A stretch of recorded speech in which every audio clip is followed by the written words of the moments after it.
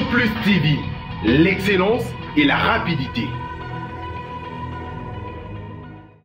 Très heureux de vous retrouver, mesdames et messieurs, encore une fois de plus, décrypter des questions d'actualité avec un invité sur le plateau. Aujourd'hui, c'est vraiment une grande habitude depuis un moment donné, avec monsieur Roger Cantou, c'est un expert maison, expert en économie. Avec lui, nous taillons bavette et surtout tailler des questions d'actualité. Monsieur Roger Cantou, bonjour. Bonjour Raphaël. La première question est de savoir aujourd'hui, ça va faire mettons quelques jours depuis que le président de la République a prêté serment. Il est maintenant dans la gestion et le contrôle d'État. Aujourd'hui, comment vous trouvez l'économie de la RDC? Il y a quelques jours de sa gestion.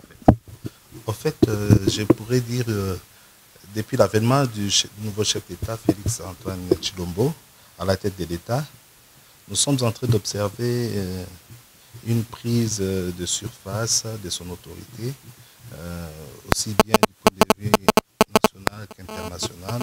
On a suivi dernièrement les différentes balades qu'il a fait près des pays limitrophes, où il voulait aussi marquer sa présence en tant que nouveau chef d'État, aussi bien à l'Union africaine, où il a participé avec succès, parce qu'il a fait parler les Congos, et le Congo a été, depuis son avènement, retenu comme étant à la deuxième place de la présidence de l'Union africaine, ce qui est une bonne chose pour notre pays. Cependant, son élection devrait être porteur d'une nouvelle vision pour la gestion de notre État. Beaucoup s'attendaient ou s'attendent encore à voir les premiers effets de son accession au pouvoir. Ce qui est normal pour la population, parce que les élections telles que tenues étaient largement désirées par la population. On voulait un nouvel ordre politique et institutionnel. On voulait voir les choses basculer dans un autre sens, pas nécessairement en rejetant les différents acquis du régime précédent, mais en corrigeant et en améliorant les différents chantiers qui n'avaient pas été bien taillés, bien tissés, bien accomplis. Donc, il a vraiment des pains sur la planche. Économiquement parlant, on est en train de s'attendre à beaucoup de mesures qui devaient être prises. Cependant, nous sommes en train d'observer encore un élan des attentes politiques avec la famille politique du président sortant, qui ne font que alimenter l'actualité politique, comme l'a illustré la récente visite du chef de l'État sortant auprès du président de la République actuelle. Ipso facto, après son élection, après le serment, la manifestation où il a prêté serment devant les autorités, également le corps juridique, immédiatement, il fait un voyage diplomatique. Est-ce que ces voyages, plutôt, vous trouvez c'était vraiment inopiné ou c'était vraiment super important? Et quelles sont les retombées de ces voyages, en fait? Raphaël, même moi, je me suis posé la question pourquoi il devait procéder ainsi. Mais la politique, dans notre pays ou ailleurs, comporte certaines méandres que les comètes de mortels n'arrivent pas à cerner à première vue.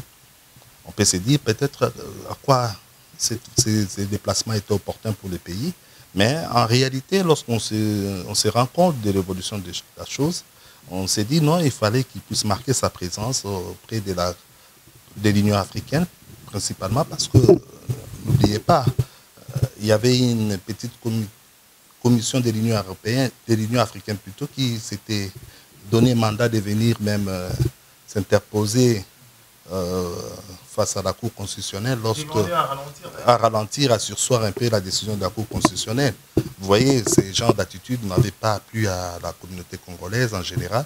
Même ceux qui sont au niveau de l'opposition, qui font l'opposition actuellement, je ne pense pas qu'une telle approche de l'Union africaine pouvait être souhaitable pour un État qui se dit souverain et indépendant.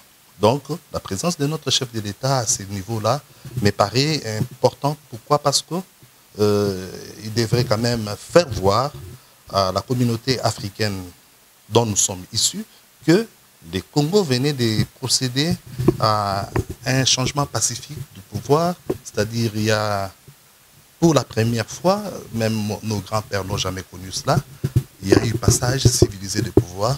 Et cette combinaison politique qui a généré l'apaisement global au niveau de notre pays est quelque chose à souhaiter, à soutenir, même si nous ne comprenons pas les tenants et les aboutissants de ces genres d'accalmie, de compréhension, de fraternité entre les anciens opposants, donc les anciens partenaires, des gens qui ne s'attendaient pas, mais aujourd'hui nous avons vu que pour l'intérêt national, les deux camps politiques, ceux du pouvoir et de l'opposition d'hier, sont aujourd'hui en partenariat, en collaboration, et voire même en cogestion. Malgré en fait cet antagonisme, malgré la demande de l'Union africaine de surseoir en fait la décision de la Cour constitutionnelle, aujourd'hui Félix Antoine Tshisekedi, le 5e président de la République démocratique du Congo, pacifiquement élu, est-ce qu'aujourd'hui son élection en tant que 2e vice-président de l'Union africaine est une façon aussi de redonner la confiance en République démocratique du Congo, qui a été longuement critiquée pour un pays où il y a beaucoup de scènes de criminalité, crimes contre l'humanité et génocide, on peut dire, voire même en route vers des génocides. Est-ce que c'est une façon aussi de redonner la confiance en République démocratique du Congo et redorer l'image de la RDC? La communauté africaine en général a pris acte du climat général d'apaisement issu des élections, donc post-électorales, ce qui était pour beaucoup un moment d'éclatement, de mise en feu de notre pays. Mais on a compris, ils n'ont pas compris plutôt comment d'un coup ces peuples qui descendaient dans la rue de temps en temps a accueilli avec beaucoup d'accalmie, beaucoup de responsabilités, voire même de maturité, l'accession du nouveau chef d'État.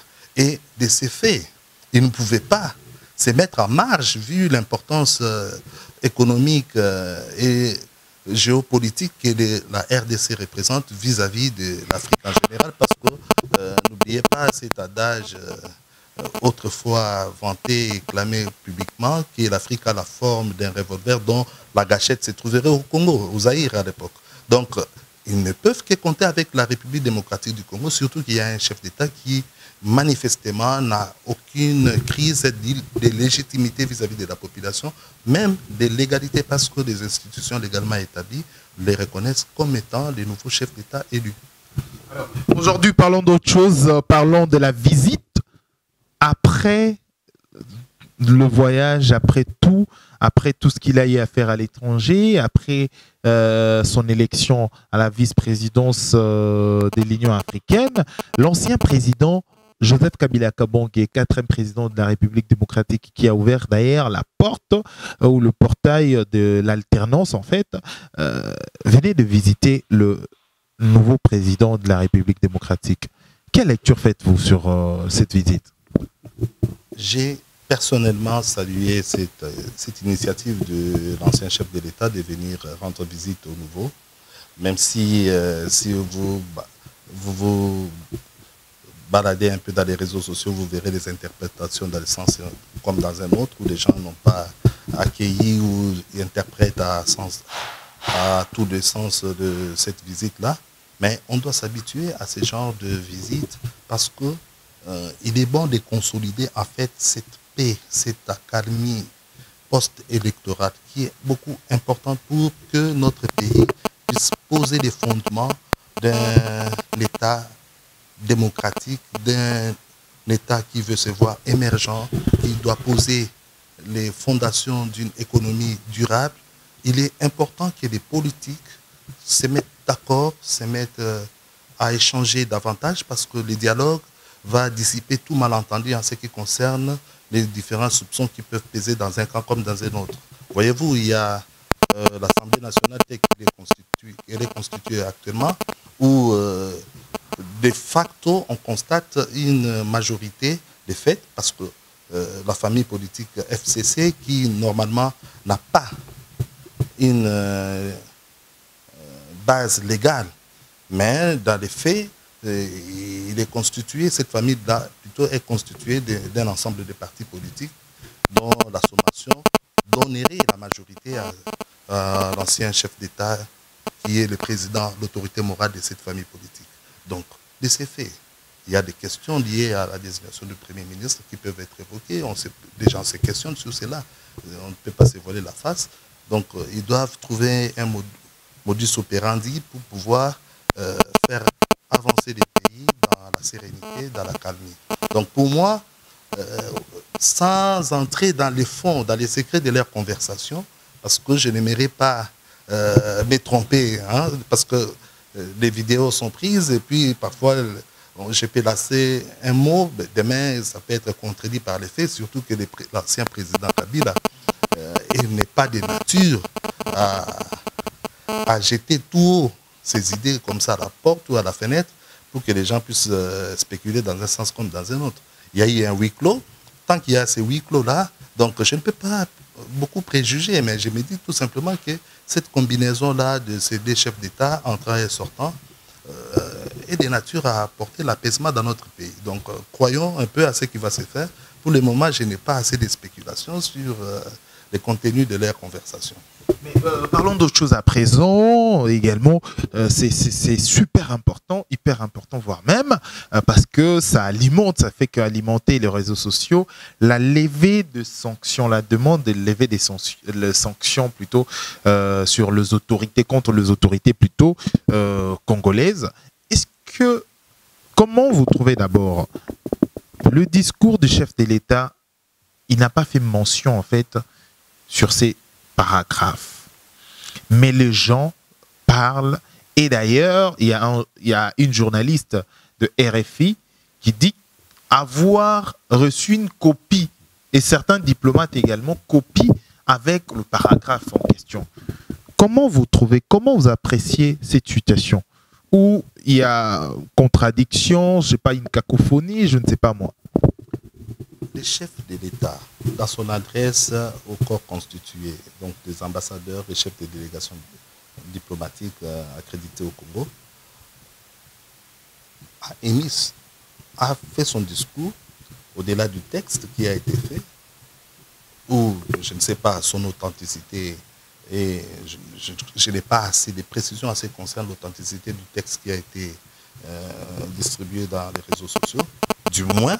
Dans la salle des diplomates. Oui, du moins, ce qui est important, il faut retenir son adresse. Ce qu'il n'a pas dit, je pense que ça n'a pas lieu d'être commenté outre mesure. Seulement, que cela soit dit ou ne pas être dit, je pense qu'il est le chef de l'État de tout le monde. Aussi bien des anciens dirigeants qui sont victimes aujourd'hui de sanctions de l'Union européenne à leur charge, que de ceux qui sont aujourd'hui emprisonnés pour leurs opinions ici sur place au pays, pour leurs opinions politiques. Donc pour moi, que les chefs de l'État émettent le vœu de voir la Commission européenne revoir au cas par cas, par exemple, de la situation de ces dirigeants, je ne trouve pas ça indélicat. Donc c'est sa mission. Mais quand vous parlez peut-être des prisonniers politiques, nous connaissons aussi le dossier des Franck Diongo jusqu'à présent suspendu. Jusqu'à présent, il y a des dossiers qui pèsent également. Il y a des dossiers de Muyambo. Et Muyambo, il est déjà dehors d'ailleurs. Franck Diongo, Diomindongala. Il y en a beaucoup. Il y a voire même le jeune aussi de l'IDPS. Certains jeunes de l'IDPS aussi qui sont arrêtés jusqu'à présent. Pourquoi au moins avoir cette initiative en premier lieu avant de libérer d'abord ce qui est plus facile à faire ici de prison centrale de Makala et autres? Pourquoi avoir un regard rivé plus vite possible aux sanctions des anciens dirigeants et autorités d'ailleurs, entre parenthèses, présumées de certains crimes? Voilà. Moi, je pars sur des bases précises. C'est que le chef de l'État a réellement déclaré. Entre les deux volets, ce qu'il a déclaré à la presse, en ce qui me concerne, je crois qu'il a plus parlé, au-delà de ce discours, du récent discours, lors de son investiture, il avait demandé au gouvernement de pouvoir recenser un peu les différents cas politiques pour voir comment on peut les libérer au cas par cas. Mais si cela traîne, je pense que la personne du chef de l'État lui-même représente toute une institution. Et que les gouvernements actuels, issus d'une assemblée nationale qui n'existait plus, devraient, par modestie, par politesse, présenter sa démission depuis. Mais si elle tarde à le faire, moi je pense que d'autorité, le chef de l'État peut décider, même à l'instant où je vous parle, il peut décider de la fin des prestations des membres du gouvernement, il peut travailler même avec les secrétaires généraux, au moins pour faire avancer les choses et respecter l'élan démocratique qui a été déjà lancé. Parce que, voyez-vous, les chefs de l'État sortants, ils ont procédé à la remise et reprise et c'est un citoyen ordinaire comme tous les autres. Et les gouvernements, en vertu de quels principes ils continueraient à prester jusqu'à ce jour, au moment où l'Assemblée nationale dont ils sont issus n'existait plus. Donc, pour moi, le chef de l'État peut, par ordonnance loi, décider de la libération, une mesure d'amnistie générale, en citant nommément les noms de personnes qui veulent. Tout prisonnier, toute personne privée de sa liberté pour une opinion quelconque, moi je pense qu'il ne faut pas ajouter l'épithète emblématique ou pas. Ouais, parce que ça a toujours fait débat auprès de la classe politique. Mais écoutez, moi je me dis, le plus petit des combattants qui a été arrêté pour son opinion, il est aussi emblématique que tous ces grands noms que nous connaissons qui ont travaillé au sein du gouvernement. D'ailleurs, il n'y a pas plus grand Congolais que l'autre, d'ailleurs. Parlons d'autre chose à présent. Aujourd'hui, c'est vrai, c'est vraiment le souci de beaucoup de Congolais qui vivent à l'étranger, la diaspora congolaise. La demande du chef de l'État ou son discours de dire qu'il n'y aura plus des exilés politiques, il n'y aura plus de réfugiés politiques, aujourd'hui, ça attire un peu l'adrénaline. Un certain Congolais aujourd'hui se livrent dans le devoir de vider leur ventre, de dire tout ce qu'ils veulent en fait dans les réseaux sociaux. Comment vous appréciez tout cela dans les réseaux sociaux et est-ce que c'était vraiment opportun? La réaction de nos amis qui sont à l'extérieur du pays me paraît plus comme une conjuration. Vous voyez, donc ils s'énervent pour rien. C'est un complot qu'ils font contre l'État pour rien. Aujourd'hui, il y a un élan nouveau qui a vu les jours dans notre pays. Il y a une accalmie du point de vue politique. Même des arrestations. Nous avons vu les différents mouvements politiques qui ont tenu leur meeting sans pour autant que la police ne puisse gaspiller ses lacrymogènes ou ses unités s'affronter avec la population. Donc, il y a quand même un esprit nouveau d'expression démocratique qu'il faut privilégier et que pour le chef de l'État actuel, il estime que ce n'est pas vraiment il n'a pas une fixation sur des gens qui parleraient dans un sens favorable à lui ou pas. Vous voyez, donc c'est pourquoi il dit des prisons d'opinion, des arrestations pour cause d'opinion politique. Pour lui, je ne pense pas qu'il a fait sa chasse gardée. Donc pour ceux qui sont à l'extérieur pour de tels motifs, la porte leur est grandement ouverte, donc ils peuvent rentrer. Bon, alors, tout dépend de la manière dont ces gens qui sont allés à l'extérieur pendant plus de 5, 10, 15 ans, 20 ans, voire même, qui ont des familles, des enfants qui étudient là-bas, ils peuvent justifier un peu leurs attitudes en s'élevant contre l'État, en faisant une conjuration contre les régimes actuels, pour justifier peut-être leur présence là-bas en Europe. Parce que de ce point de vue-là, ils sont heureux là-bas. Mais sinon, moi, je penserais que s'ils ont un projet de développement, s'ils peuvent travailler pour leur pays, en tout cas, le temps est à propos pour pouvoir retourner au pays et travailler, parce qu'on n'est jamais mieux que chez soi. Hein? On n'est jamais mieux que chez soi. Donc, pour ceux qui ont vécu à l'extérieur, la liberté, elle est vraiment rétrécie, donc on n'a pas de marge de manœuvre. Vous allez vous rendre compte que quelque part, on vous traitera comme étranger. Donc, on n'est jamais mieux que chez soi. Aujourd'hui, c'est l'IDPS qui est au pouvoir. C'est le parti au pouvoir aujourd'hui, c'est l'IDPS, entre autres. L'UNCB, bien sûr, on parle aussi de ça. Aujourd'hui, lors de plutôt de 37e anniversaire de l'UDPS, l'actuel président national Jean-Marc Abound dit n'est jamais arrêter des actions de grande envergure dans la rue. Contre tout ministre qui ira à l'encontre ou qui sera en train de faire des choses qui iront à l'encontre, en fait, de bonnes marches du gouvernement. Un parti au pouvoir qui combat le gouvernement issu de son régime. Comment vous trouvez tout cela?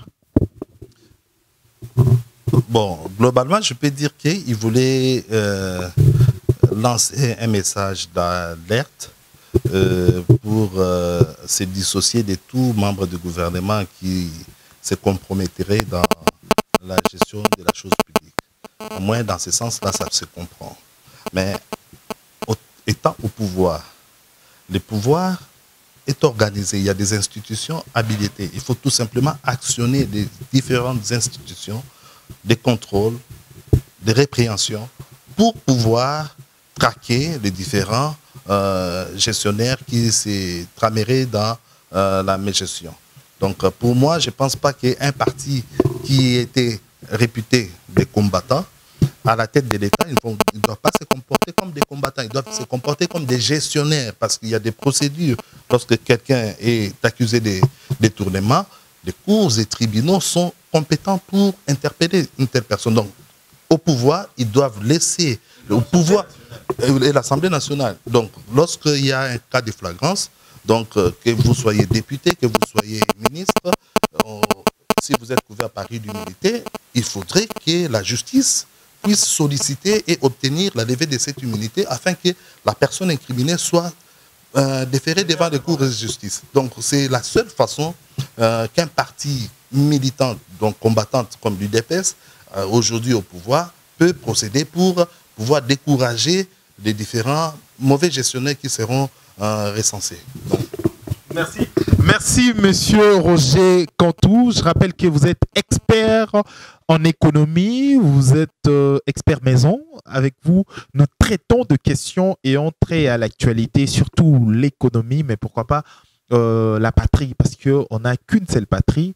Nous sommes arrivés à terme de notre édition, aujourd'hui. Qu'est-ce que vous pouvez dire au moins aux personnes qui vont devoir nous suivre?